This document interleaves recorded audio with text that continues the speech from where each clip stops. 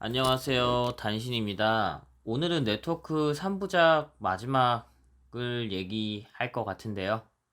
예, 원래 길게 해볼까도 생각을 했는데, 뭐, 생각보다 뭐 반응도 없는 것 같고, 사람들 관심도 없는 것 같고, 그래서 어쨌든 제가 실질적으로 한 부분, 그리고 실질적으로, 그러니까 현업에서 실질적으로 적용한 부분이죠. 그리고 실질적으로 많이 다뤘고, 그리고 아는 내용 위주로만 일단 정리해서 하고 일단 끝내려고 합니다. 혹시 뭐 누군가 요거를 좀 유용하게 보고 나중에도 내용을 필요로 하면 더 해볼 생각도 있는데 사실 이 정도만 하면 될 것 같아요. 어쨌든 제가 아는 수준에서 정리하는 어떤 그런 과정으로서 영상을 만든다고 생각을 하면 이 정도가 적당한 것 같고, 마지막은 제가 얘기했던 내용 중에 캔입니다. 컨트롤러 에리어 네트워크라는 거고, 여기서도 되게 중요한 중점적인 거 위주로만 설명을 하고, 세부적인 거는 좀 어차피 시간상 다 설명을 할 수 없으니까 생략을 했습니다. 네, 지난번에 여러 가지 린, 캔, 플렉스레이, 모스트, 이더넷에 대해서 설명을 드리고 어떤 식으로 사용이 되고 어떤 제약이 있는지 간단하게 설명을 드렸는데, 오늘은 이제 그 중에서 캔만 뽑아서 따로 설명을 드릴 겁니다. 첫 번째, 캔은 1985년도 보치사에서 차량 네트워크용으로 최초로 개발이 됐고요. 그렇기 때문에 보시 2.0이라고 다운로드 받을 수가 있거든요, 스펙을. 거기에 진짜 캔 세부적인 내용이 정말 잘 나와요. 그래서 제가 실질적으로 개발을 하고 캔 이슈 관련된 거 다룰 때 참조를 그걸로 하기도 했었거든요.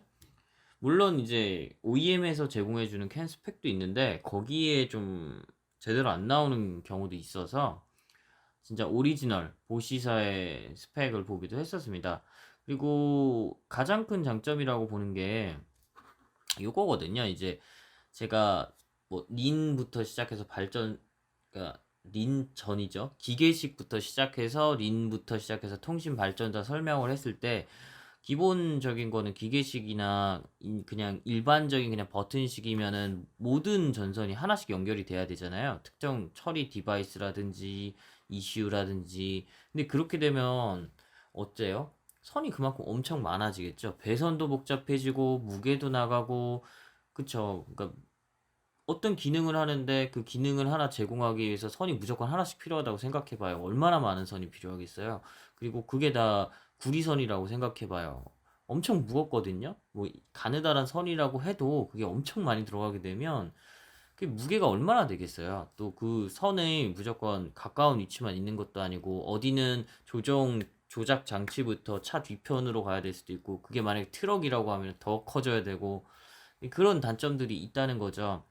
근데 캔은 그런 거를 단순하게 여기 지금 보이는 하나의 버스로 구성을 할 수가 있거든요. 그 말이 뭐냐면 어떤 특정 디바이스나 ECU라고 그냥 명칭할게요. 일렉트로닉 컨트롤 유닛, ECU라는 표현을 쓰니까 차량에서는 어떤 특정 ECU들을 연결을 할 때 그렇게 수많은 배선은 필요 없다는 거죠. 물론 여러 가지 캔을 구성을 할 때도 일부러 나누기도 해요. 왜 일부러 나누냐면은 어떤 이제 보안적인 측면도 있고, 그 다음에 이게 하나의 버스로 구성됐기 때문에 다른 문제가 뭐냐면 어떤 하드웨어적인 이슈가 발생하면은 모든 이슈에 영향을 줄 수가 있거든요. 그래서 분리해 놓는 경우도 있긴 한데, 그거를 떠나서 어쨌든 장점은 배선을 획기적으로 줄일 수 있다 라는 게 일단 장점이고, 그리고 버스형, 그러니까 버스가 이 구성이 버스예요. 이렇게 하나의 채널에 여러 가지 이슈를 물려서 사용하는 방식이 버스형이라고 보시면 돼요.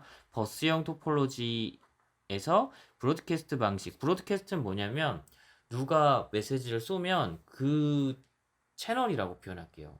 이게 좀 표현이 어려울 수도 있는데, 그러니까 예를 들어서 여기 이슈가, 얘네도 다 이슈라고 가정할게요. 얘 이슈가 어떤 메시지를 쏘면 얘네가 다 받을 수 있어요. 그게 브로드캐스트 방식인데, 버스형의 브로드캐스트 방식을 하고 여기서 조금 더 어려운 용어 같은 거 쓰면은 뭐 혼잡 제어라든지 충돌 방지라든지 이런 이제 대응책들이 다 있는데 그건 건너뛸게요.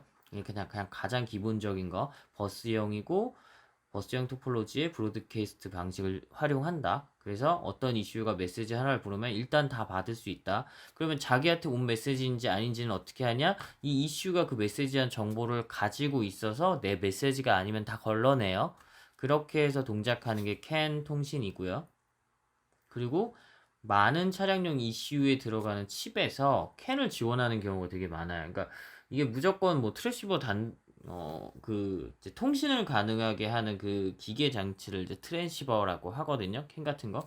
근데 그게 있다고 해서 무조건 하는 게 아니라 또 칩에서 그 캔을 좀 지원을 해야 쓸 수 있거든요. 근데 뭐 인피니온이라든지 NXP라든지 이런 이제 오리지널 되게 오래된 차량 칩사들에서 그런 거를 기본적으로 제공해요. 왜냐면 지난 15년간 아까 뭐라고 했죠? 1985년에 제정이 되고 채택이 돼서 실제 차량이 들어갔잖아요.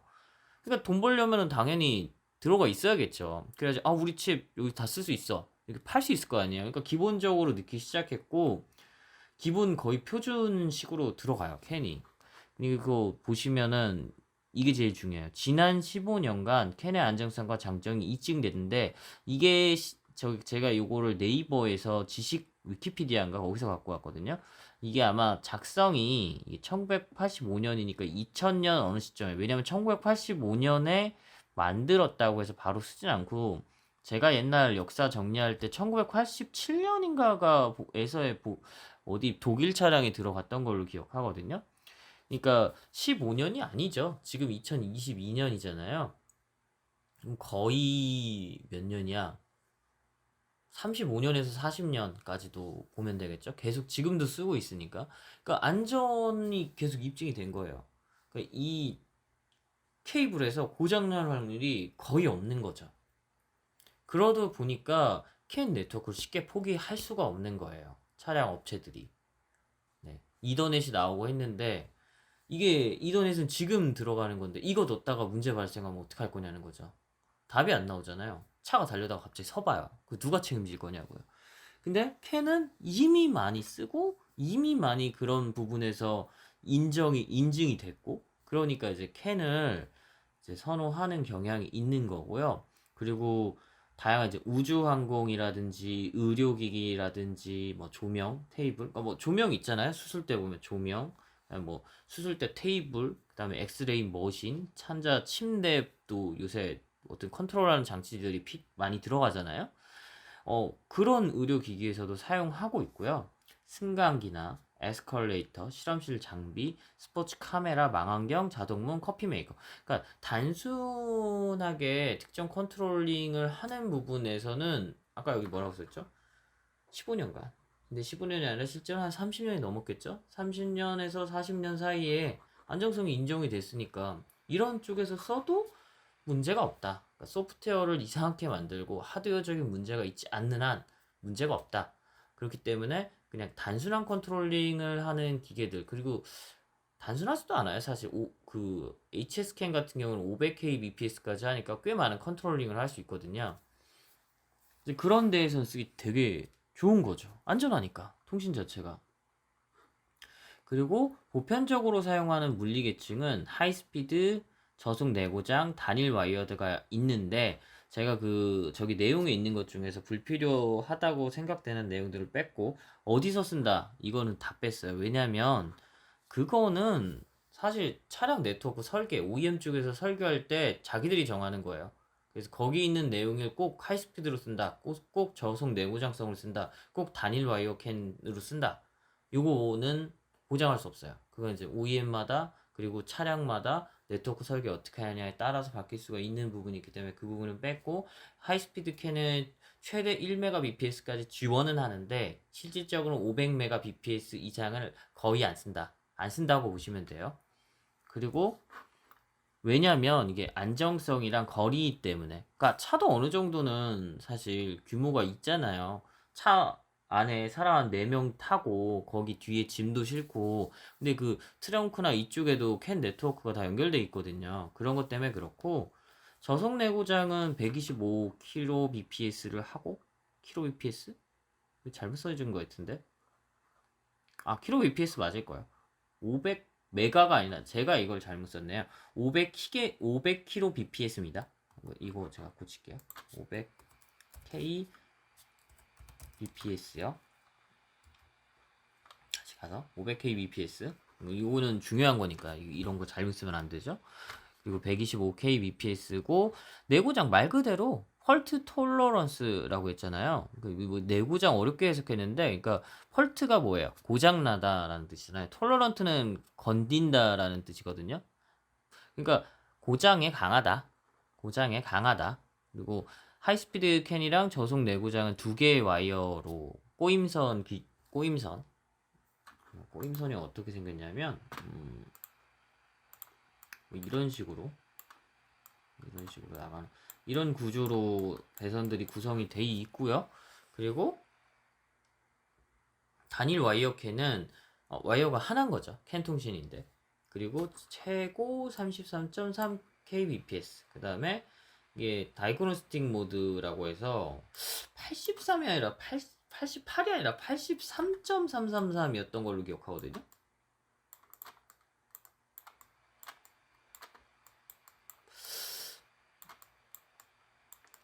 제 기억이 맞는지 여기에 있는 기록이 맞는지는 모르겠는데, 일단 이거 위키피디아에 써있는 내용을 갖고 왔기 때문에 이거는 이제 현업 가서 보시면 될 것 같아요. 어차피 정해져 있거든요. 이게 뭐 어디 뭐 A사에 간다고 해서 이게 88.333이 아니고 B사에 간다고 해서 잘못 말씀드렸네. A사에 간다고 해서 83.333이 아니고 333, 뭐 B사에는 88.333 이게 아니거든요. 와일드캔은 특정한 고속 모드의 속도가 정해져 있어요, 스펙상에. 그래서 그때 그 내용을 보시면 될 것 같고, 제 기억으로는 83.333이었던 것 같아요. 그리고 단일 와이어를 사용한다. 뭐 말 그대로 단일 와이어 캔이니까요.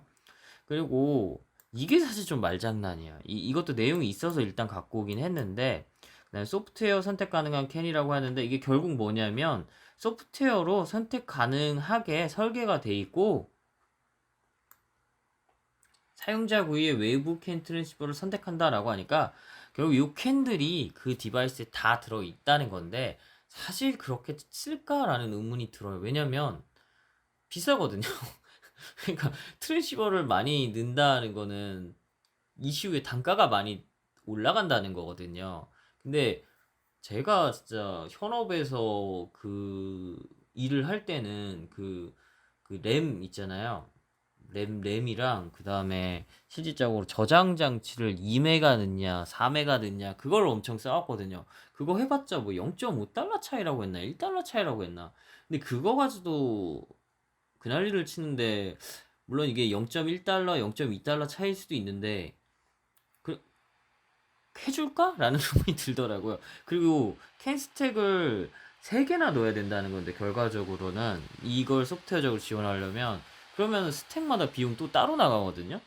그래서 이거는 사실 그냥 학문적으로, 아니면 뭔가 의미가, 아니면 그럴 수도 있죠. 네트워크 설계하는 분이 이렇게 해서 뭔가 최상의 효율의 뭔가를 만들어내서 이거를 쓰겠다라고 하면은 그때 쓸 수도 있겠죠.